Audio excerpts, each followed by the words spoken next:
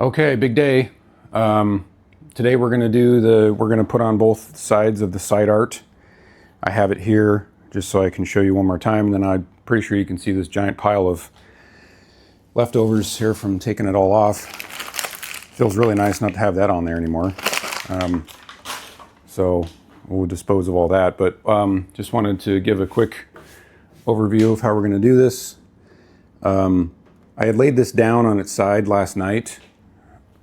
On the ground and just use like 120 grit sandpaper and just kind of coarsely sanded the high spots. It is still tacky from the glue from the original sticker, so you can't really sand it too much without it just kind of balling up all that adhesive, but you can still get what I noticed was that when you heat it up or you pull it too fast, it would kind of pull the wood out rather than just coming off the surface. So there were some parts where it was a little rough, so that got sanded down. And then I just wiped it off with like a damp rag, vacuumed it, damped it off, wiped it off with a damp rag. So that's ready to go. And we're gonna let gravity do the work on this vinyl install. So what I'm planning on doing is with this decal, which you can see here, it's all one big piece. And what I plan to do is to use a straight blade to cut the top side of the sticker to be the really close without much of the white here, to make sure that I'm aligning this correctly across the top and the front. So I figure once I get the top and the front aligned that the rest of it will fall in place with gravity. So hoping that works. So what I'll probably do is cut this really close, and then I'll just kind of coarsely cut out the extra material from this part so we're not dealing with that much. And then we'll see how it goes. All right, so we're gonna cut, like I said, we're gonna cut this close here and then kind of just cut out all of this white just in a broad fashion. So I'm just gonna do that right now, just to get this material out of here so you're not having to deal with it, but not necessarily like really close.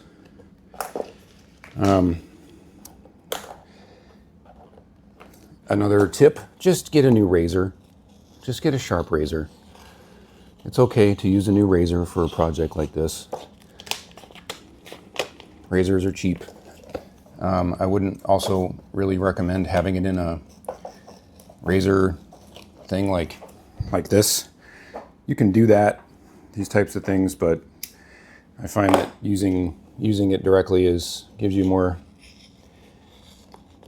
control. So we're just gonna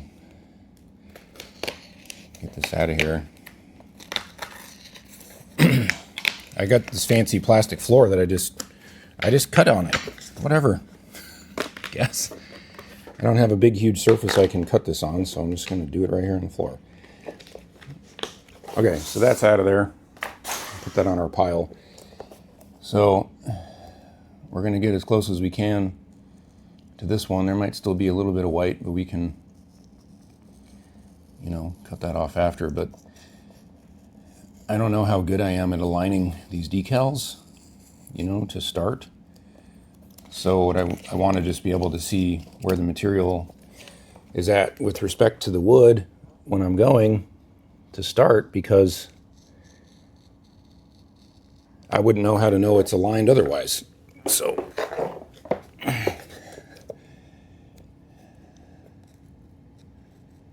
another reason to use the razor directly is that you can better kind of see where your line is when you're coming up. If you had the tool in your hand, you would have a whole bunch of tool in your hand instead of being able to see what's coming.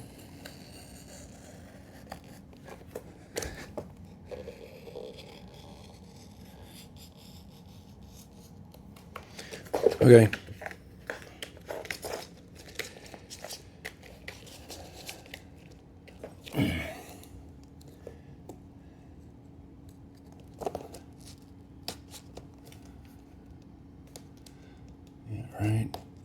Right into the end there. There we go. Okay, so that's good enough. That'll help us to be able to see whether or not this is lined up with the top edge. put those tools aside for now, and then we'll get started. All right, so we're gonna start putting this on now. We're test fitting this. It appears to me, it's obvious to me, it's true, that there is a ton of overprint on this, which is not a bad thing. I had assumed that this was all basically the same size as the machine, but it's not. So on the back side here, there's maybe, I don't know, 1/4 inch extra all the way to the bottom. The bottom, can't see it, but it's overhanging the front here, maybe 1 inch overprint. So we don't have any risk, like you can see the corners right here. So we've got all this extra material, so we don't have any risk of not lining this up to the edges as we put it all the way down. It's a pretty safe sticker. What we did was tacked it to the corner here, peeled this material off. You can see this is up because the backing is still underneath here. So what I'm gonna do is peel this to this edge as quick as I can, just to keep it flush across the top here, and then we'll peel from behind as we, do you have the tool? We have a large, what is this, a 6-inch putty knife, plastic putty knife. So we'll use that on the way down to get the bubbles out. Pretty standard decal and adhesion techniques here. So stick that there. And then I have these nice little cheapy grippers here from clamps from Amazon, which kind of help out with stuff like this. So I'm just gonna grab, he's gonna hold this decal so it doesn't rip or whatever, and I'm just gonna grab this extra material and peel it out to the edge. I'm not gonna worry really about going down yet. I'm just gonna try to get this material out from underneath here so that we can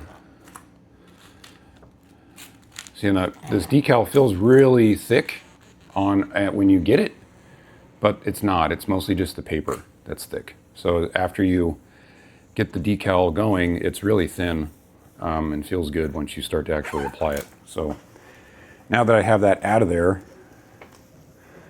this whole top part is basically just like a nice flat square starter that we can just let kind of hang here, and it controls the remainder of the alignment for the decal. So you want to use this now? Do you want to do it? No, I think we're going pretty good. A little bit here. Oh, that's not even.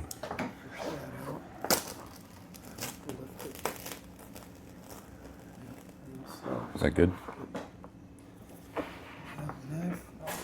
ahead and just follow you down. There we go.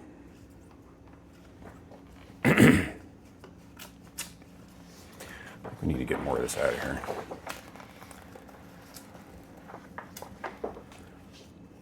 So this is also something that I would recommend doing with 2 people. It's a lot of surface area and a lot of material. You know, we were doing removing the Sideart previously.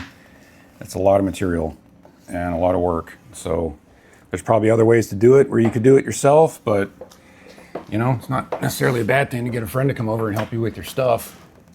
Sometimes people like doing this kind of stuff. You never know.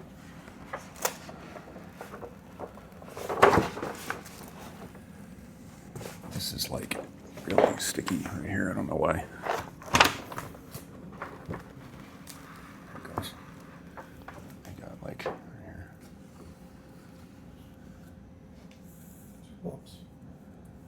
Yeah, so Covering bumps. there's probably not really a good way to, I mean, unless you wanted to go over this whole thing with like Bondo or a whole lot of sanding, which I didn't really want to do because the cab side seemed fine to me. It's going to show these imperfections. I mean, this decal is significantly thinner, it appears, than the one that we took off. So it's kind of like on the control panel box, and maybe it's the vendor that I went with shipping a really thin sticker, or maybe this is just how it's going to be. But now I can go back if you get. Well, you can pull it to here, the bubble.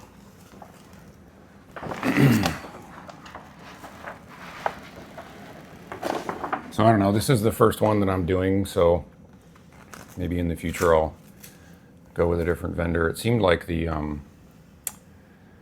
what was it, the control panel overlay sticker that we had. Got another one. I had 2 different versions in a previous video. One was way better than the other. So it seems like the one from the UK is, or Netherlands is better. Let's move this out of here.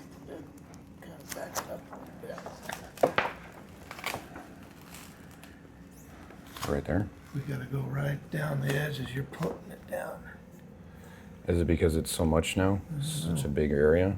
I think so. Kind of tends to start wrinkling. It'll be like right along the edge before peeling. Well, I was hooked on this corner, so maybe that was making it so it wasn't straight.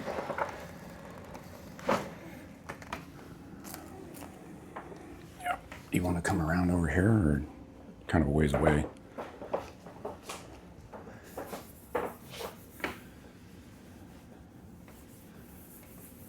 Yeah, I can't see as good over there. Okay. Can't see as good.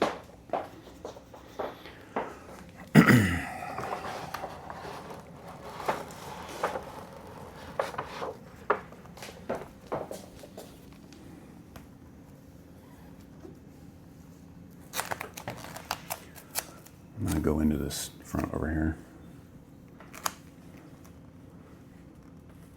So that's really close. Like, we got pretty lucky on that. On that, after all the overprint, and we could have probably started higher. It's a learning experience here. Looks good to me. There's a little bit of leftovers up here, but I think they're just because of the surface imperfections.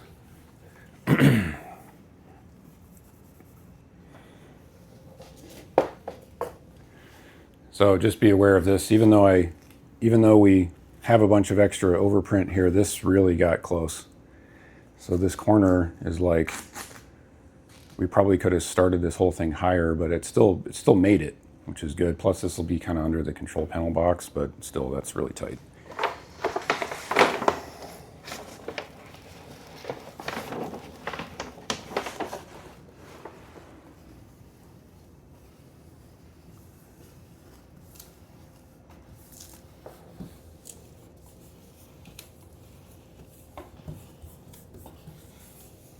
Some more. Yeah, I think so.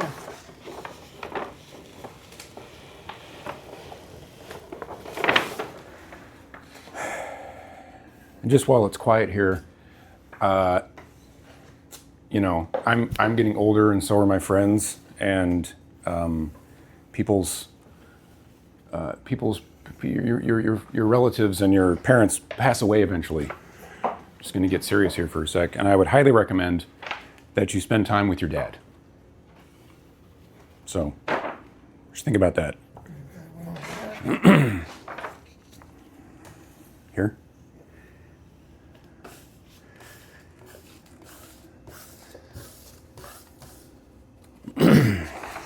So another thing is, we noticed after we pulled all this off yesterday that the bottom, since this machine doesn't have, hold on, let me make sure we're still on camera here. We're not really on camera, hold on, here we go. All right, there we go. So we noticed that after we pulled all the material off, the bottom edge of the MDF had a little bit of like moisture deterioration on it, because there's no casters, there's no leg levelers, there's nothing underneath this machine, so it's just sitting where it was sitting directly on the wood, which happens all the time. My Miss Pac-Man over here had the same problem. So what I did on that cocktail was I got some like 3/4 inch aluminum L bracket type material from like Ace Hardware, and cut it to size, pre-drilled some holes, painted it black, and then put it on that bottom corner. This one I'll probably do like an inch, maybe a little less, but it's kind of a nice durable way to cut that corner without having to repair the corner without having to cut it off. There's such a small amount of material down there that's damaged that it just doesn't seem worth it to replace the whole side or even a part of the side of the cab. So I'll do that in another video. It makes it look kind of nice and fixes the problem. All right, why don't we just pull it out? It's got enough. Pretty much to the floor. Still have a ton of extra. That's nice. Okay. All good. There we go. All the way to the ground.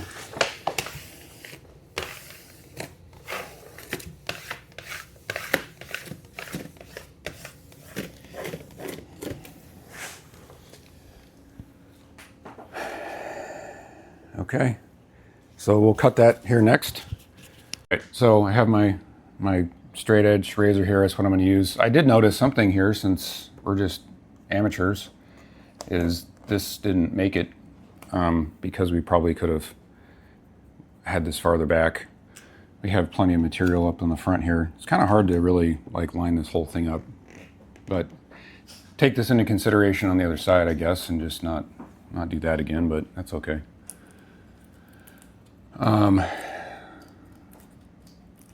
So I'm just going to go right along on here with this. I've heard people say that they like to, I guess I could even just fold this down because the T-molding will cover that up. That might be kind of a nice way to finish that off. This is too much material for T-molding. People say that they like to leave all this extra material on here and then just wrap it underneath the T-molding. And I'm like, I don't know. I'm not going around corners and stuff. I wouldn't know how to do that. What's nice about this cutting is that you just use the cab as a guide, and it just lets you cut it exactly how it's supposed to be. You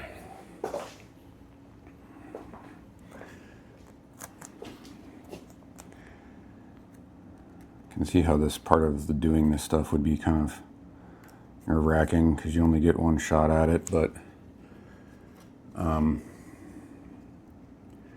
this kind of stuff doesn't have to be perfect. There's no like car shows for arcade machines, so it's just for you, you know. And if it's nice for you, and it feels better than having a dirty machine in your garage, then you win. Then you did it. So let's adjust this.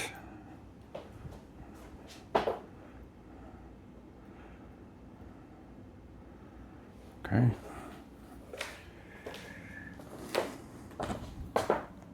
I can see this in the light, which is kind of nice. This corner's a bit.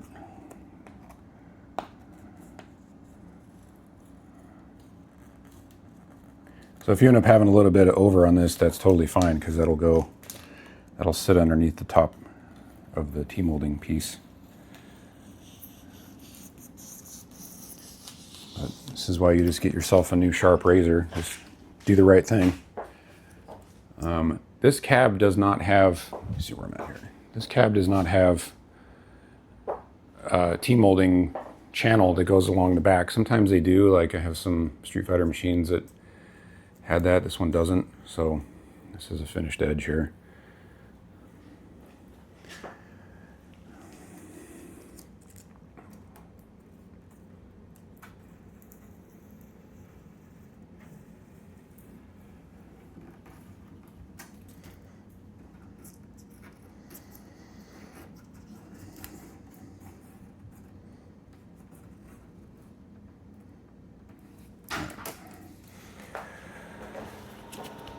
All right, so here's the other side.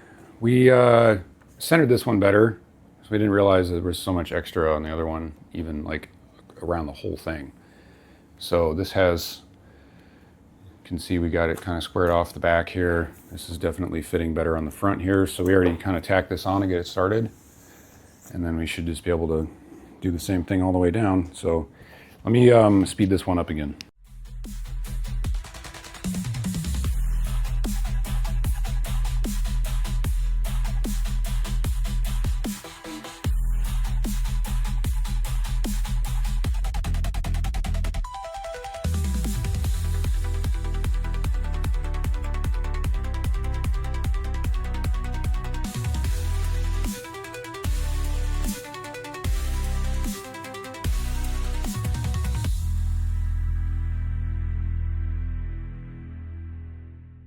well, that's it. So it's not perfect, but we did it. This side is a lot better than the other one. We got this centered up here, but then we forgot to prioritize. We prioritized all of this up front here, but then we forgot to square it down there. So then there's didn't line up quite right, but whatever. It's okay. So the next thing I'll do in another video is we'll probably just put the T-molding back on to finish the sides and bolt the control panel box back on here, I guess, and put the control panel on. We're getting pretty close to where we can kind of put the machine back together now that this is all on here. This is a big, huge step. One thing I did want to mention too is that I noticed when I was cleaning this all off that these parts are all painted in advance of it all being assembled. So this black is kind of, I don't know, not great. It's kind of scuffed up. I was thinking I'm not going to try to tape this off and paint it. I might use that same vinyl from what I put underneath and behind the control panel box. I might run a strip down each side. It might look kind of nice. Also, the front part, now that we took the coin doors out, I have this decal here that I could put up there. I think it feels kind of like it's too much art to put this on the front. I don't know if I want to do it or not, but that would be like the last piece of vinyl that would go on this machine. So anyways, looks pretty good. So we'll reconvene in the next episode.